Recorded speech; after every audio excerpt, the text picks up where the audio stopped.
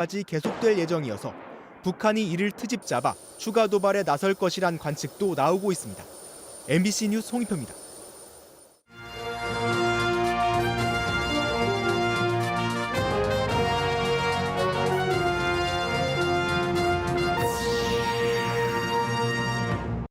충북 AI 바이오 영재고 입지가 청주 오송으로 결정됐습니다. 향후 설립될 카이스트 오송 캠퍼스와의 접근성과 산학 기반이 고려됐습니다. 충북의 새 남북축인 영동 오창 고속도로가 민자 방식으로 결정돼 본격 추진됩니다. 2028년쯤 착공해 2033년쯤 개통될 전망입니다. 산림당국의 읍소와 엄포에도 농촌 소각이 멈추지 않습니다. 왜 불을 놓아야 하는지 산불을 낸 농민을 찾아 만나봤습니다. 인구 구조의 변화로 화재 대응의 한 축인 의용소방대원 구하기도 전 같지 않습니다. 지자체가 귀한 대접에 나섰습니다. 시청자 여러분 안녕하십니까? 계속해서 충북 소식입니다. 과학영재를 육성하는 국립 AI 바이오 영재고 설립을 두고 충북의 각 시군이 치열한 유치 경쟁을 벌였는데 결국 청주 오송이 선정됐습니다. 이미 오송에 들어서기로 한 카이스트 캠퍼스와 연계하기 위해 가장 가까운 곳으로 정했다고 합니다. 김대웅 기자입니다. 오는 2027년 3월 개교가 목표인 AI 바이오 영재고가 청주 오송에 들어서게 됐습니다. 충북 혁신도시와 보은군, 충주시 등이 치열한 유치전을 벌였지만 가장 결정적인 요건은 입지였습니다.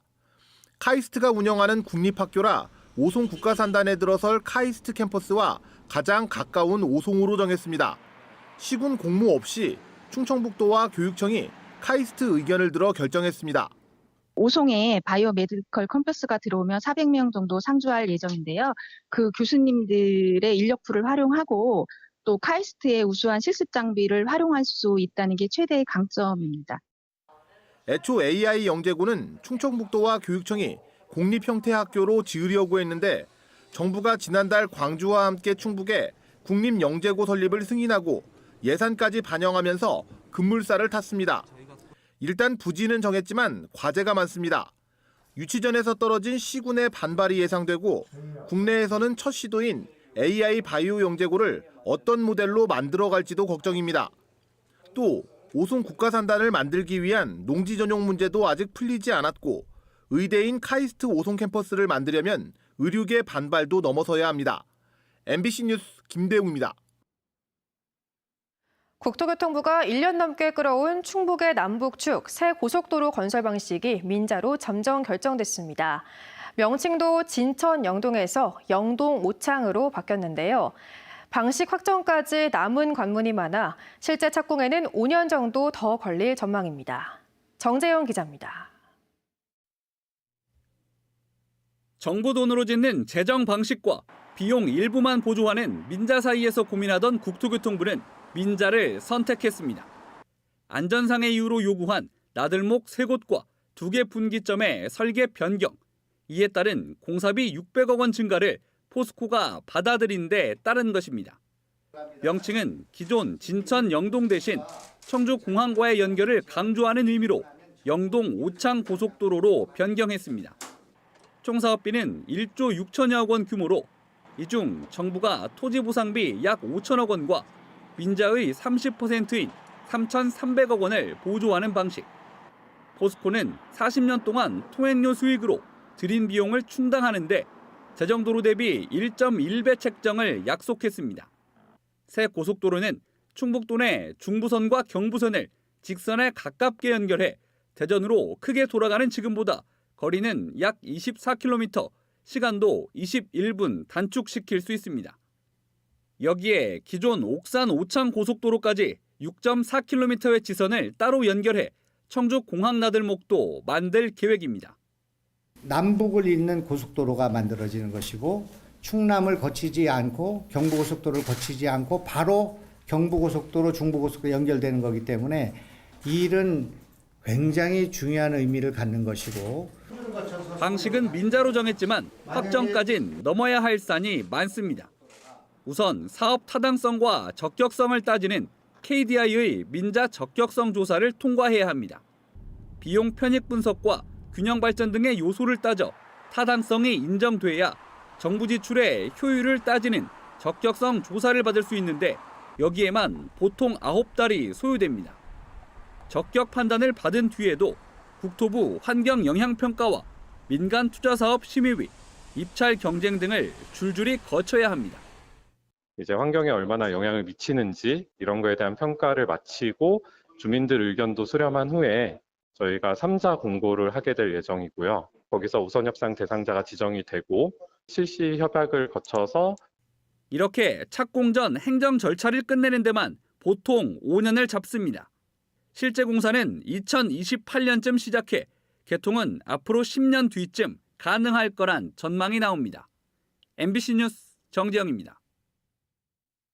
충청권 4개 시도가 공동 개최하는 2027 하계세계대학 경기대회 조직위원회 사무실을 세종시에 두기로 4개 시도가 합의했습니다.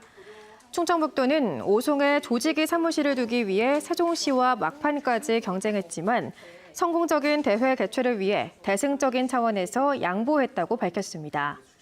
조직위원회는 내일 오후 세종 컨벤션센터에서 창립 총회를 열고 본격적인 활동을 시작하게 됩니다. 김영환 충북지사의 친일파 발언 논란이 충주시의회 파행으로 이어졌습니다. 충주시의회는 제272회 임시회 마지막 날인 오늘 더불어민주당 시의원들이 참석하지 않은 가운데 열렸습니다.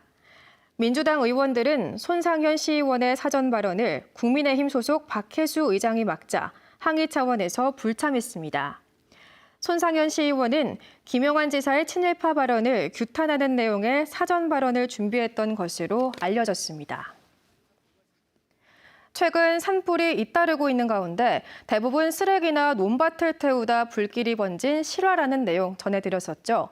강력히 처벌한다는 산림당국의 경고도 정작 농촌에서는 소용이 없는데요. 왜 그런지 김은초 기자가 산불을 냈던 농민을 만났습니다. 희뿌연 연기가 산을 온통 뒤덮었습니다. 청주시 낭성면의 한 야산에서 불이 나 산림 1헥타르가 재로 변했습니다. 70대 농민이 밭에 놓은 불이 산불로 이어진 겁니다. 밭에서 난 불이 바로 옆 울타리 그물망을 따라 번지기 시작했고요. 강한 바람을 타고 길 너머 임야로 옮겨 붙었습니다. 산림당국의 반복된 읍수와 엄포도 소용이 없었습니다. 산불을 낸 농민을 찾아가 봤습니다. 당시 농민이 태운 건 지난 가을 캐고 남은 고구마 줄기 등 농업 부산물. 소각 말고는 달리 처리할 방법이 없다고 말합니다. 이거 안 태우면 이게 빨리 안 섞으라고. 밭을 가려면 그걸 어떻게 해. 그걸 없애서 방법이 없잖아. 그래서 태우는 거예요. 해마다 반복했던 일상이라 산불로 이어질 거라고는 생각도 못했습니다. 설령 불이 커져도 금방 끌 수 있을 줄 알았습니다. 알고 있는데 이거를 태워야 되기 때문에 어쩔 수 없이 태운 건데 부정이나 태우고 해도 괜찮거든요. 근데 그날 바람이 불어갖고. 이렇다 보니 농촌 지역의 소각은 일상입니다. 적발되지 않기 위해 야간에 몰래 소각하는 경우도 많습니다. 썩는다. 근데 되게 말려서도 어떻게 하려고 처리를 하려고 그러니까 이제 밤에 태우고 벌금 먹으니까. 농업 부산물뿐만 아니라 생활 쓰레기에도 불을 놓습니다. 익숙한 관습인데다 도시처럼 자주 수거되지도 않기 때문입니다. 소각을 금지하는 산림당국의 문자 메시지는 큰 소용이 없습니다.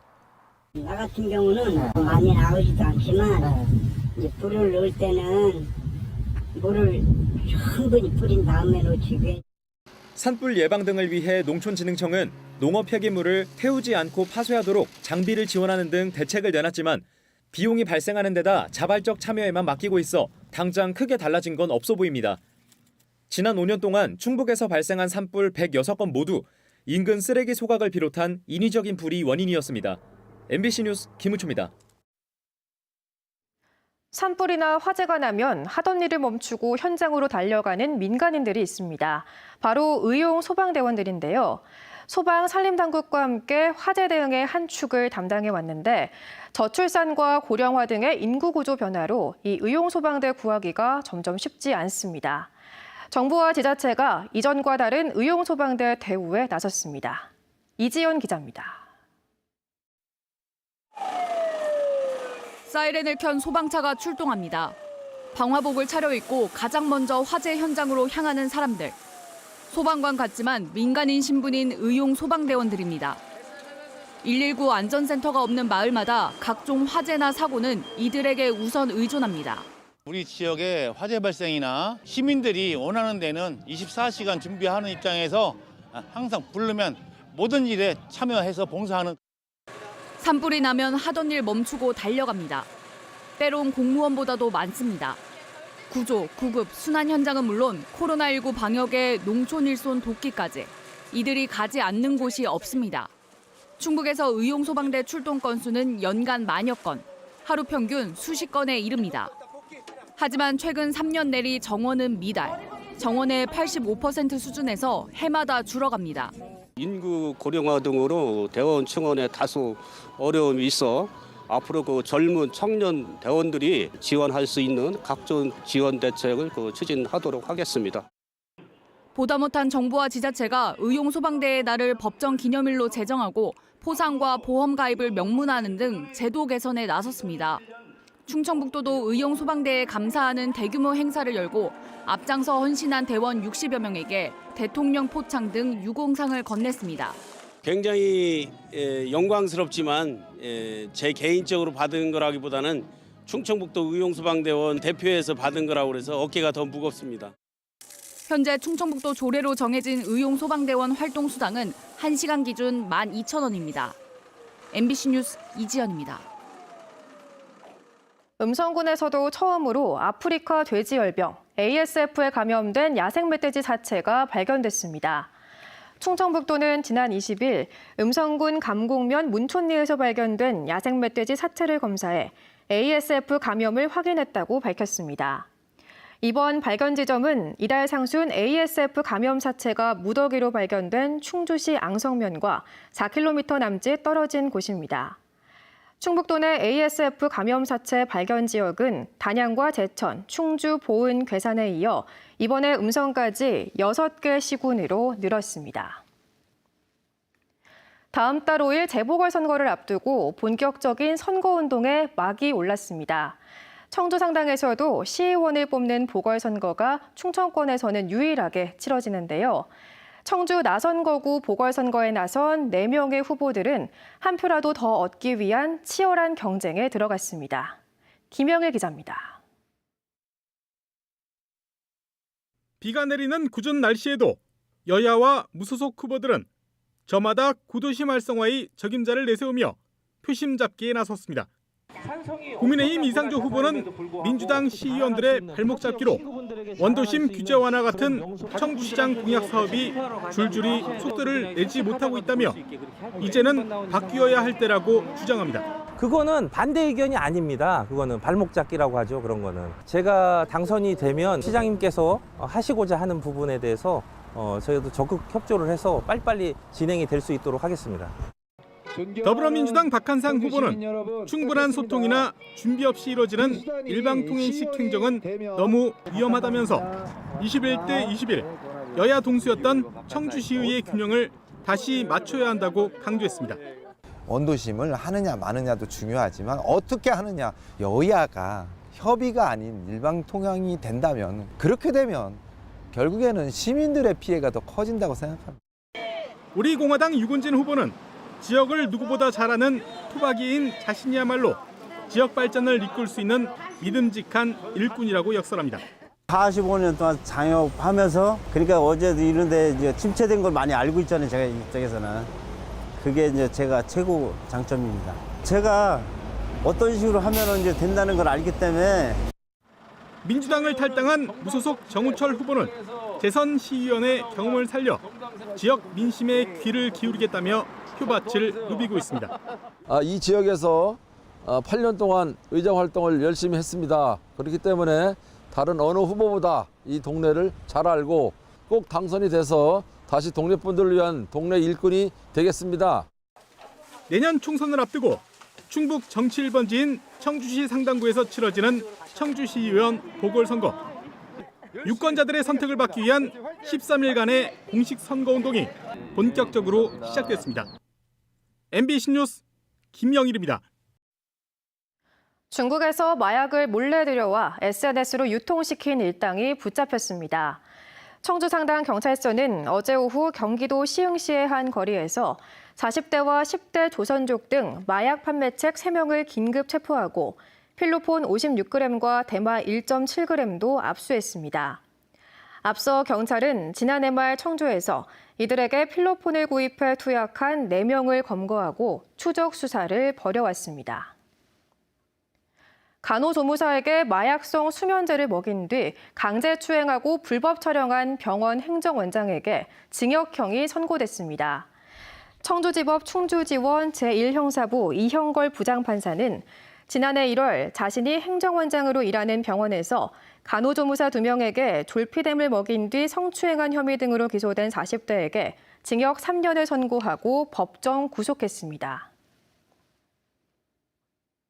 충북 소식 마칩니다. 시청해주신 여러분 고맙습니다.